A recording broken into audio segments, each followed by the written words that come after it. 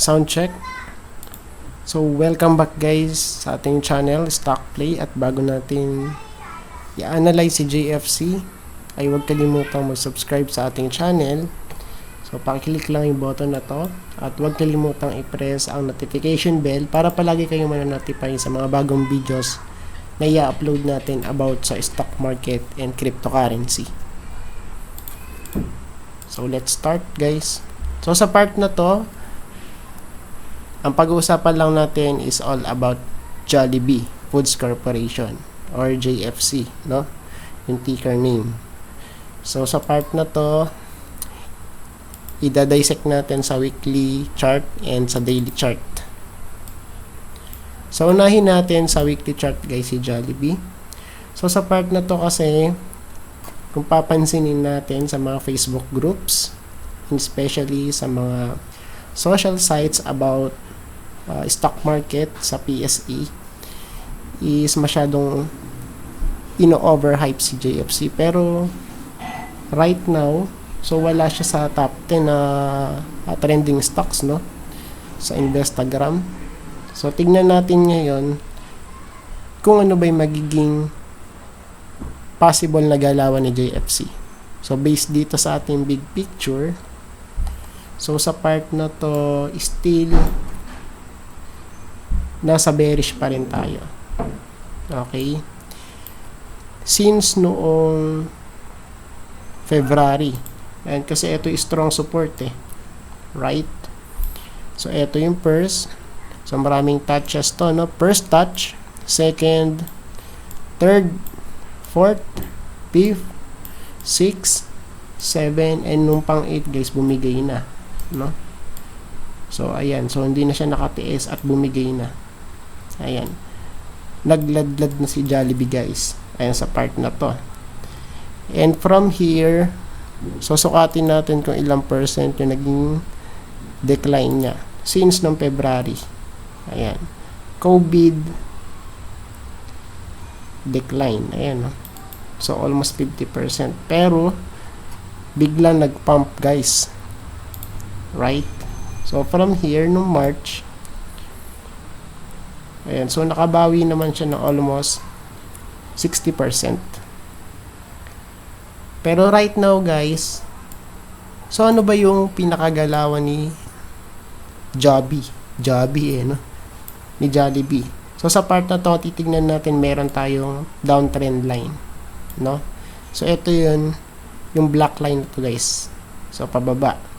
Pagka guys, yung ating market structure is or consists of lower highs like this one sa part na to, so meaning nasa bearish market tayo or nasa bear market, no?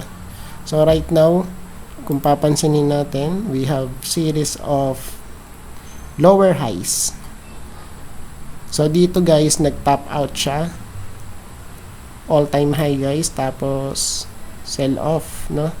Sell off, tapos bounce ng konti, relief bounce, tapos sell off ulit, then bounce, sell off, bounce, sell off. So meaning nagke-create siya guys ng lower highs. Pagka ganyan guys yung ating pattern, especially sa big picture, since naka weekly chart tayo, so meaning nasa bear market tayo. But right now, kung papansinin natin, very optimistic ang market for JFC. So bakit ko nasabi? So based dito, ayan, so hindi sa akin base base sa chart. So based dito sa chart, nag-breakout na siya, no? So nag-close na siya above this downtrend line. So based dito, we have first touch, no? Second touch, third touch, fourth touch, and nung fifth touch guys, ayan. So nag-close na siya above the downtrend line. And kung i-zoom natin to, so tignan natin yung magiging galawan ni ni Bubuyog, no? So sa part na to, meron tayong overhead or strong resistance dito around 150 pesos. Ayan, so burahin natin to para mas clear. Ayan. So yung red box na to, kung titignan nyo, yan guys yung pinaka target price natin, no? So ito yung first, second, tapos wala ng third. Okay? So nung first guys, sell off. Ayan. Second, and sa part na to, nag-sell off ulit. Then sa part na to, nag-create na siya ng lower high. Okay? So sell off ulit.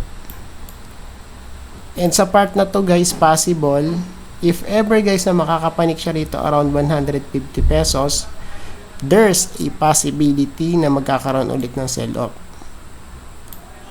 Okay? So, hindi natin sinasabi guys na talagang magse-sell off siya sa part na to. So, possible lang guys, no? Sa 150 pesos. Since nag-close na siya twice, no? Above this downtrend line. So, yung block na to, kung papansinin nyo. And based dito sa ating support, so meron tayong uptrend, ano? So, we have here the diagonal support. So, ito yung first, second, then third. Ayan. So, sa part na to, nagkikreate siya ng higher lows, which is good, ano? Tapos, nag-breakout na above this downtrend line. So, meaning, medyo umaapila na siya, si JFC. Kakaroon na ng reversal, no? Ayan, sa part na to. Pero kung papansinin natin, bearish pa din siya.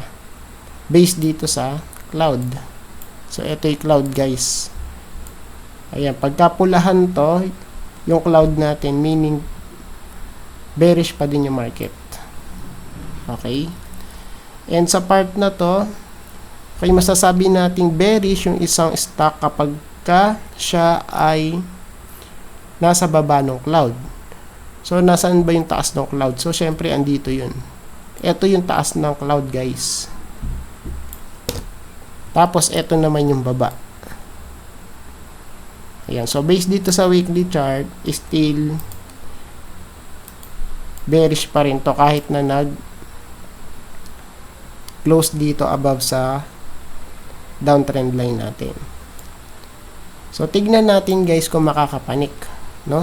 Since yung ating 50-day moving average is malapit na rito sa red box na tinutukoy natin. So, ito yun guys, ano? So, ito yung magiging primary resistance natin for weekly chart. Yan. So, possible dito. Yan, sa part na to, may hirapan siyang makapanik. Around here, guys. Okay, around 150 to 160 pesos. And at the same time, so malapit na siya ditong mauntog sa cloud. So, pagka guys makapal yung cloud, meaning nun, mahirap basagin, no? Mahihirapang makapanik yung ating candlestick papunta sa ituktok. Ayan, so dito. Okay. Then, based dito naman sa ating indicator, so tignan natin kung mayroong confluence. Ayan. So, kung papansinin natin si RSI sa weekly chart, so meron tayong downtrend line. So, we have 3 touches. Very evident, guys. First, second touch, and third touch. Yung sa first, we have massive sell-off. Ayan. Since nasa overbought region tayo. Okay. And yung sa second, guys, kung titignan natin, so we have here a double bottom pattern. Kaya siya nagkaroon ng strong bounce. Then, we have here the overhead resistance. Right? Kaya siya nagkaroon ng sell off. Bam. Yun. And sa part na to, kung titignan natin, medyo sideways dito no? So, bounce, sell off, bounce, sell off, bounce. Tapos, a big sell off, guys. Ayan. Tapos, bounce ulit. Right here. Tapos, sell off. Then, kung papansinin nyo rito sa part na to, okay, around here, wait lang. Ayan. So, around here, guys, nagkikreate na siya ng higher low. So, ito yung low, lowest point. Tapos, ayan. Higher low, tapos nag-sideways right here. So, sideways na siya rito sa part na to. And kung papansinin natin, so, parang ano siya, no? Inverse head and shoulder pattern. Ito si Jollibee. So, i-drawing natin, guys. Ano ba yung drawing? So, ito. So, ito yung left shoulder. So, medyo malaki. Head. And from here, we have right shoulder.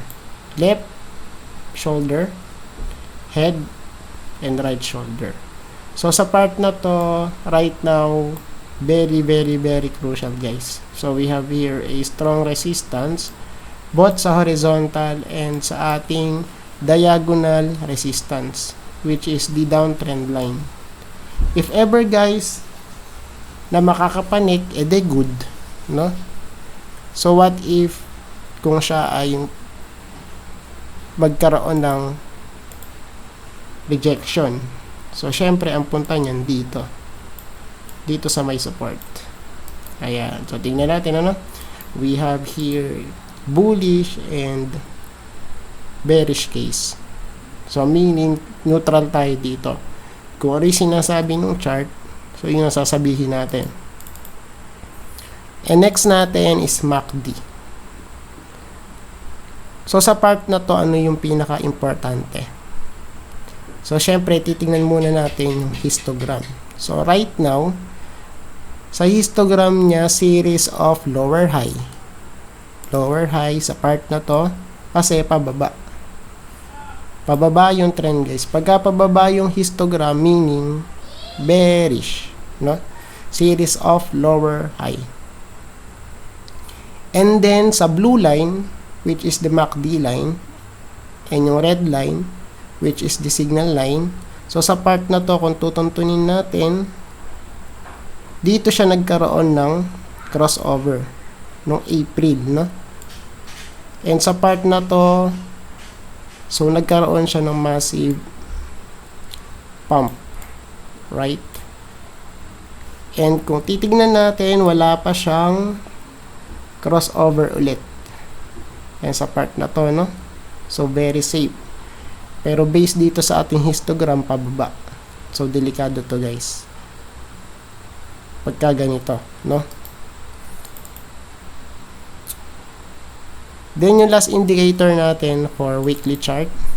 So, syempre, ang favorite natin, si OBV. Kasi, dito, guys, nakadepende talaga kung tataas ba yung price or hindi sa volume, no? Si on-balance volume. So, sa part na to, we have a trend line. Ayan, since no ano to since no 2000, no? So, we have here first touch. First touch no 2000 ba to? 2001, tapos 2005 here.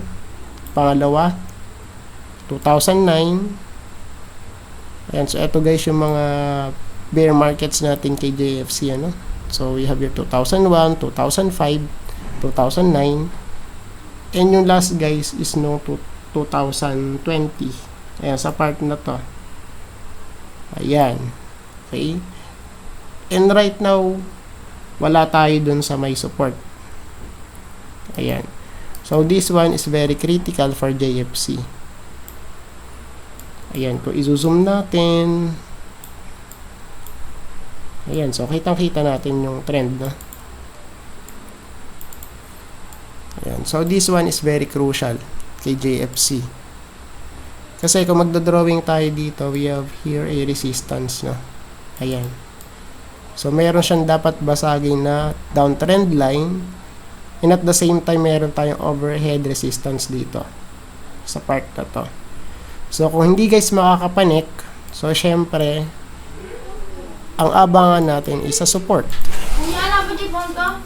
Wala. Okay, so support dito guys. Okay, around here. Ayan, so dito guys. Ayan. Okay. So, pasensya na sa interruption ano, kasi maraming tao dito sa amin palagi. So, yung next natin guys is yung daily chart. So, for the daily chart, so, tingnan natin dito. Ayan, so, tingnan natin kay daily chart. So, right now, we have here, ayan, so, nare-reject si JFC sa daily chart, ano, kasi, bakit? Nasa resistance siya, guys. Nasa resistance yan. So, ito yung first touch, second touch, third touch, fourth touch, fifth touch, and sixth touch. Okay, sa part na to, possible siya ay magkaroon na sell-off. Okay? So, pwede siyang mag-hold around saan? Around here. Sa 136 pesos. Malapit dun, guys. Kasi, pagka-resistance kasi, hindi siya nakatutok sa isang price. For example, sabihin natin ang resistance 138. So, syempre, hindi naman talaga doon pupunta yun, ano? So, meron siyang area of resistance. Ayan. So, around 136 pesos yung kanyang support. Then, at the same time, meron tayo confluence sa ating moving average. 50-day moving average, which is the blue line. And yung second natin, si green line, which is the 100-day moving average. Ayan, sa part na to yan. Ayan, so pasensya na kayo guys, medyo maingay, maraming bata. Ayan, kaya nahirapan din ako minsan mag-video. Kasi pag uwi, so may kalaban pa ako rito, may ingay. Ayan. So anyway, let's continue. So tapusin na natin to at maingay na. Pasensya na guys, maingay. So, sa part na to, kung titingnan natin, so, we have here resistance. Ayan. Okay, sa part na to, sa red box, kung papansinin natin, dito guys, madalas nare-reject si JFC. Right? So, ito yung first rejection sa part na yon. Ito. Tapos, sinundan dito, second, then third, right here, fourth, and nung fifth guys, medyo nag-overshoot, no? So, nag-break out, pero bumalik dito sa baba. Ayan. So, sa part na to, delikado, no? Kasi, pagka nagtuloy-tuloy yan dito, and so, possible magkakaroon pa tayo ng massive sell-off here, kay JFC. So, based dito sa kanyang RSI. Ayan, no? So, very crucial, guys. Kung iti-trace out natin dito sa candlestick natin yan, so, very clear, no? So, ito yung first, tapos ito yun. Ayan, no? Massive sell-off, right? Tapos dito, yung second, sa part na to, massive sell-off, right? Then, yung, okay, sa part na to, ito pa pala, ayan, so, sell-off. Okay? Tapos dito sa pang-apat, sell off ulit. Tapos dito sa pang-lima, sell off. And right now, this is very critical. No? So, ayan. Very possible na siya ay magkaroon ng sell off. Pero tignan natin kung mag-hold dito guys, ano, sa 136 pesos. Kasi andito yung ating 2 moving averages. Pero based dito sa ating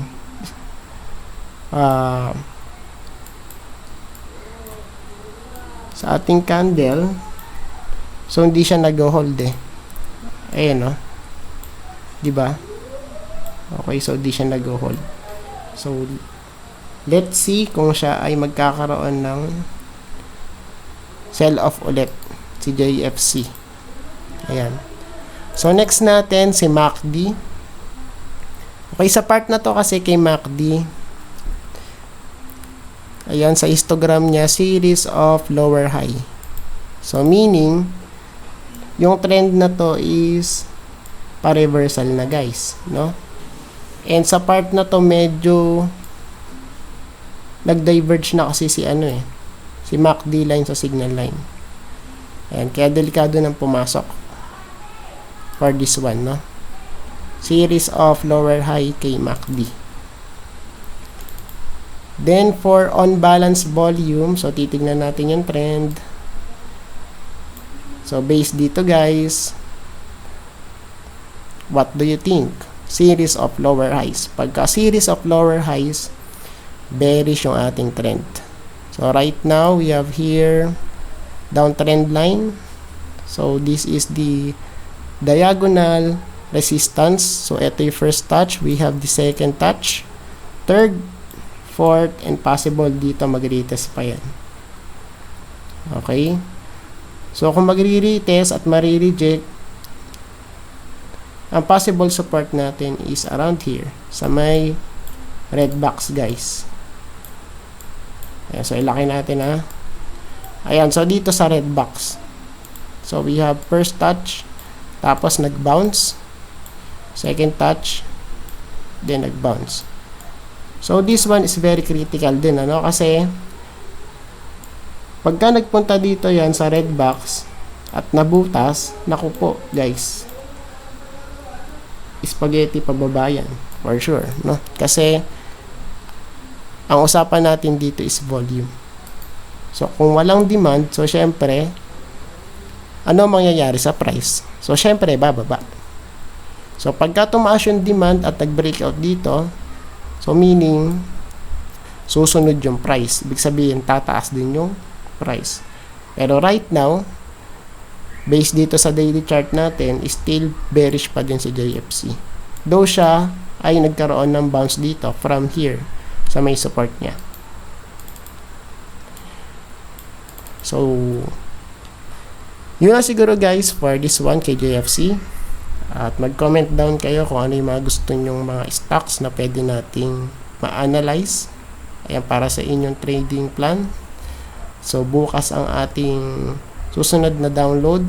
At syempre, baka pwede nating isama ng kaunti yung mga altcoins sa cryptocurrency. So, don't forget to subscribe to our channel. At pakipress na din syempre ang notification bell natin para palagi kayo manonotify sa mga bagong videos na i-upload natin about sa stock market and cryptocurrency. So, salamat sa suporta at pakikinig. At tumatanggap din po ako ng donation. Hindi, joke lang. Ayan. So, bye-bye!